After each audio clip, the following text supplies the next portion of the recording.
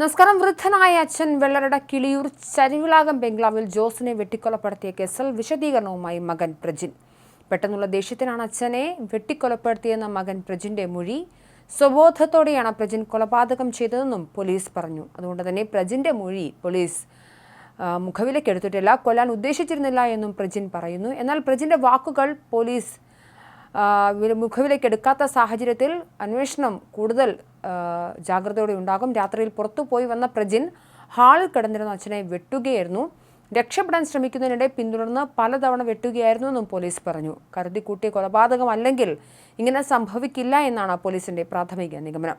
ജോസിനെ കരുതിക്കൂട്ടി കൊലപ്പെടുത്തുകയായിരുന്നു എന്നത് ഇതിനാൽ തന്നെ പോലീസ് വിശ്വസിക്കുകയാണ്. വെള്ളറട കിളിയൂർ ചെറുവിളാകം ബംഗ്ലാവിൽ ജോസിനെയാണ് ബുധനാഴ്ച രാത്രി 9:30 മകൻ പ്രജിൻ വെട്ടിക്കൊലപ്പെടുത്തിയത്. ജോസിന് 70 വയസ്സായിരുന്നു. മകൻ പ്രജിന് 29.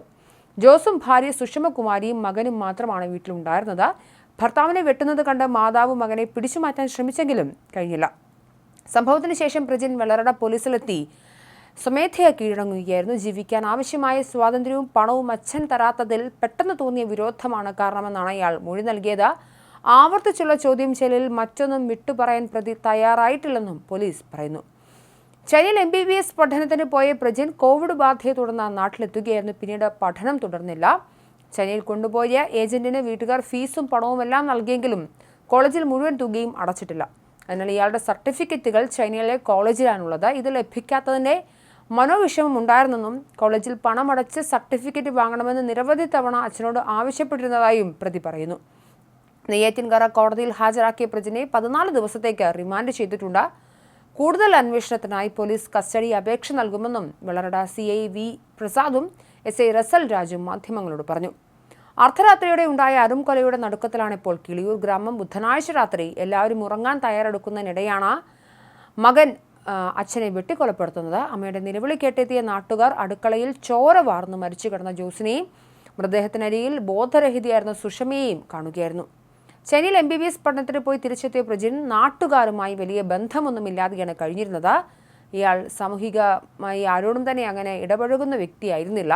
സുഷമ ദീർഘകാലം ഇസ്രായേലിലെ നേഴ്സായി ജോലി ചെയ്തിരുന്നു. ജോസിന്റെ മൃതദേഹം ഇന്നലെ മെഡിക്കൽ കോളേജിൽ പോസ്റ്റ്മോർട്ടം നടത്തിയ ശേഷം ബന്ധുക്കൾക്ക് കൈമാറി. പാറശാല ഗവൺമെന്റ് ആശുപത്രി മോർച്ചറിയിൽ സൂക്ഷിച്ചിരിക്കുന്ന മൃതദേഹം ജോസിന്റെ ചേട്ടന്റെ മകൻ വിദേശത്തു നിന്നെത്തുന്നതോടെ ഇന്ന് സംസ്കരിക്കും. എന്തായാലും വലിയ രീതിയിൽ കിളിമാനിലെ ജനങ്ങൾക്ക് ആശങ്കയും ആകുലതയും സൃഷ്ടിച്ചിരിക്കുകയാണ് ജോസിന്റെ മരണം. മകൻ പ്രജിൻ ഇത് എന്തിനു ചെയ്തു എന്നുള്ളൊരു ചോദ്യവും ഇവിടെ ബാക്കി നിൽക്കുന്നുണ്ട്. പണവും സ്വാതന്ത്ര്യവും അച്ഛൻ നൽകാത്തതുകൊണ്ടാണ് ഇങ്ങനെയൊന്ന് താൻ ചെയ്തതെന്നും എന്നാൽ കരുതിക്കൂട്ടിയുള്ള കൊലപാതകമല്ല എന്നുമാണ് പ്രജിൻ പറയുന്നത്. അതേസമയം ഇത് പോലീസ് മുഖവിലക്കെടുക്കാത്ത സാഹചര്യത്തിൽ പ്രജിനെ അറസ്റ്റ് രേഖപ്പെടുത്തുകയും പിന്നീട് കോടതിയിൽ ഹാജരാക്കി റിമാൻഡിൽ ചെയ്യുകയും ഇനി കസ്റ്റഡിയിലെടുത്തതിന് ശേഷം കൂടുതൽ അന്വേഷണം നടത്തേണ്ടതുണ്ട്.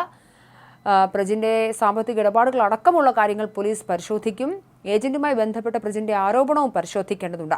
ഇത്തരത്തിലുള്ള കാര്യങ്ങൾ കൂടുതൽ വ്യക്തത വന്നാൽ മാത്രമാണ് മരണത്തിലേക്ക് അല്ലെങ്കിൽ കൊലപാതകത്തിലേക്ക് നയിച്ച കാരണങ്ങൾ എന്തൊക്കെയാണെന്ന് പോലീസിന് വ്യക്തമാവുകയുള്ളൂ.